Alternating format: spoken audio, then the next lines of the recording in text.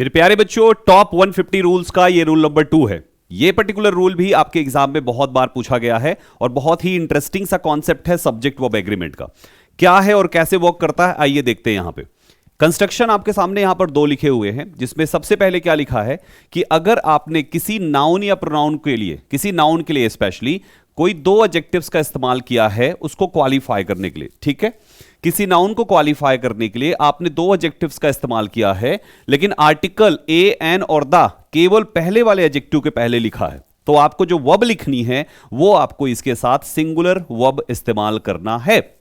समझिएगा, एक बार फिर से मैं अपनी बात को दोहराता हूं कि अगर आपने आर्टिकल एक ही लिखा है, एक के साथ ही आपने केवल पहले वाले एडजेक्टिव के साथ आर्टिकल लिखा, लेकिन एडजेक्टिव्स आपने दो या तीन कितने भी आपने लिखे हैं उस नाउन की क्वालिटी बताने के लिए, तो आपको सिंगुलर वर्ब का ही केवल इस्तेमाल कर रहा है, ठीक। लेकिन अगर आपने दोनों एडजेक्टिव्स के साथ इसी नाउन को क्वालिफाई करने के लिए वही दो एडजेक्टिव्स लगे हैं, लेकिन दोनों के साथ आपने उनके आर्टिकल्स लगा दिए, पहले को भी आर्टिकल एक दे दिया और दूसरे एडजेक्टिव को भी एक आर्टिकल आपने दे दिया, जब ऐसी कंडीशन होगी तो आपको इसके साथ प्लूरल वर्ब लगाना पड़ेगा साथियों। आइए एग्जाम्पल से समझते हैं, आपको और अच्छे से क्लियर हो जाएगा। जैसे सबसे पहला एग्जाम्पल आपके सामने, अब इस एग्जाम्पल में हमने यहां पे सबसे पहले क्या कहा कि आपके पास देखो एक नाउन है, सिंगुलर नाउन, आपके पास डॉग है, ठीक है ना। इस डॉग के बारे में हमने दो बातें कही कि ये डॉग ब्लैक और व्हाइट है, तो ये ब्लैक एंड व्हाइट उस डॉग की क्वालिटी बता रहा है कि वो डॉग का कलर कैसा है। अब आप देखो यहां पे मैंने दो एडजेक्टिव्स यूज किए डॉग के लिए, ब्लैक और व्हाइट, लेकिन आर्टिकल केवल मैंने आर्टिकल आ लिखा है एक के साथ, मैंने ब्लैक के पहले आर्टिकल लिखा, व्हाइट के पहले कोई आर्टिकल नहीं लिखा। अब मुझे यहां पर वर्ब लिखनी है, तो अब ब्लैक एंड व्हाइट डॉग लिखने पर जब आर्टिकल केवल एक होगा, सिंगुलर नाउन के साथ दो एडजेक्टिव्स हैं, आर्टिकल केवल एक है, तो सिंगुलर वर्ब आएगी यहां पे, यानी आप इस जगह पे हैज लिखेंगे।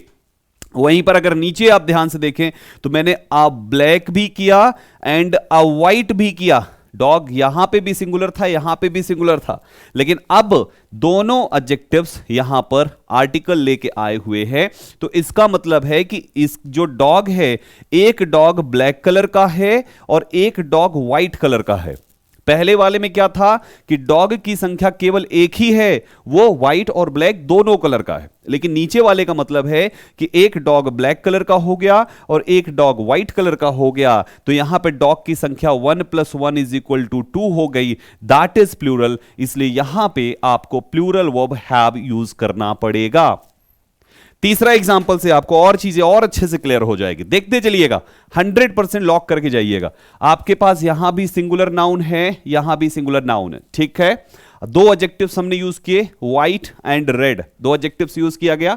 अब इन दो एडजेक्टिव्स में आप ध्यान से देखो, वो शर्ट के लिए जब आपने एडजेक्टिव्स दो लगाए तो आर्टिकल केवल एक के पहले लगाया, इसका मतलब है कि शर्ट केवल एक ही है जिसका कलर व्हाइट एंड रेड दोनों है, मतलब दो कलर की शर्ट है ना, व्हाइट रेड का यहां पर चेक बना हुआ है, तो वो एक ही शर्ट है जिसके दो कलर है, दो कलर की एक शर्ट है।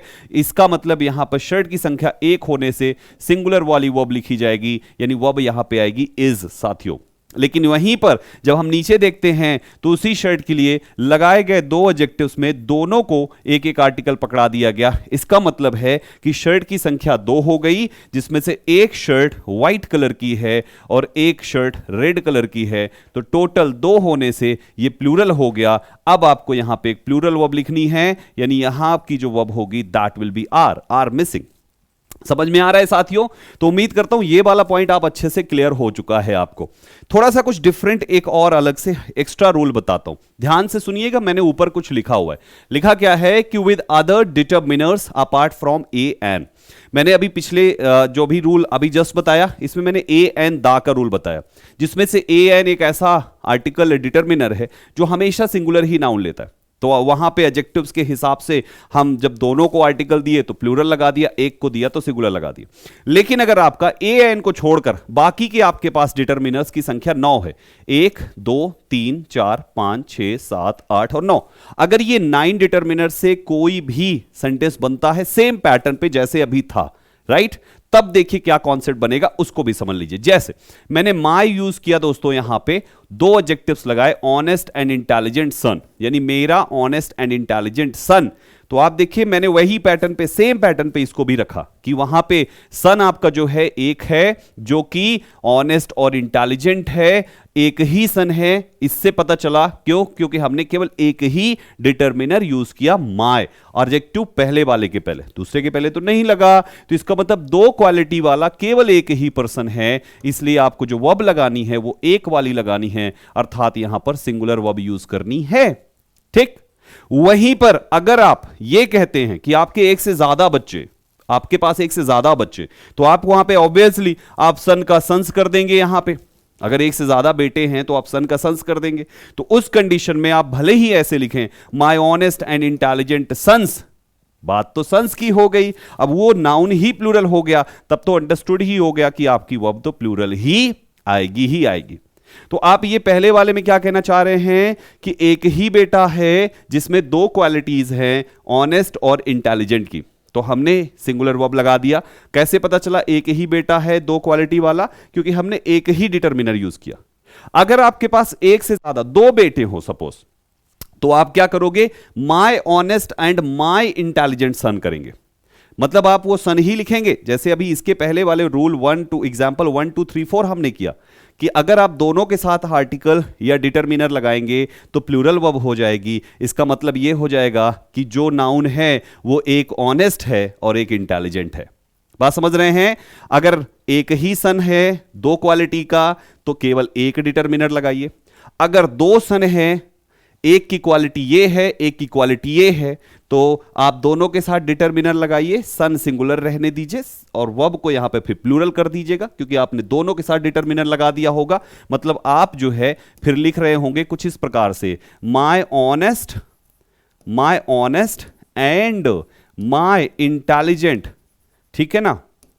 My honest and my intelligent, INTELLIGENT, my intelligent. और ये सन आपने लिखा रूल नंबर 1 2 एग्जांपल नंबर 1 2 3 4 के हिसाब से। जब दोनों के साथ आप आर्टिकल या कोई भी डिटरमिनर लगाएंगे तो आपकी वर्ब फिर यहां पे प्लूरल आ जाएगी, यानी यहां पे आर हो जाएगा, यानी प्लूरल वर्ब हो जाएगी।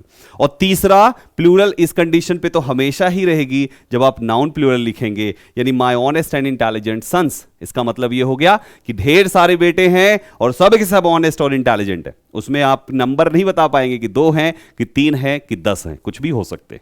सो आई होप आपको यह कॉन्सेप्ट अच्छे से समझ में आ गया होगा कि आखिर किस तरीके से आप एडजेक्टिव्स के साथ, डिटरमिनर के यूज से सिंगुलर नाउन के साथ भी प्लूरल वर्ब लगा सकते हैं जब आप डिटरमिनर्स सारे एडजेक्टिव्स के साथ प्लेस कर देते हैं तो।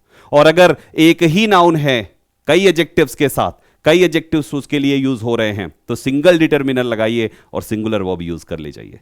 ये कॉन्सेप्ट उम्मीद करता हूं आपको पसंद आया होगा। इसी पर आधारित एक एग्जांपल आपके लिए दे रहा हूं मैं होमवर्क के रूप में, जिसमें है a blue and a white shirt blank hanging on the wall. इसमें आपको बताना है कि वॉज आएगा या वर आएगा इस वीडियो के कमेंट बॉक्स में प्यारे साथियों।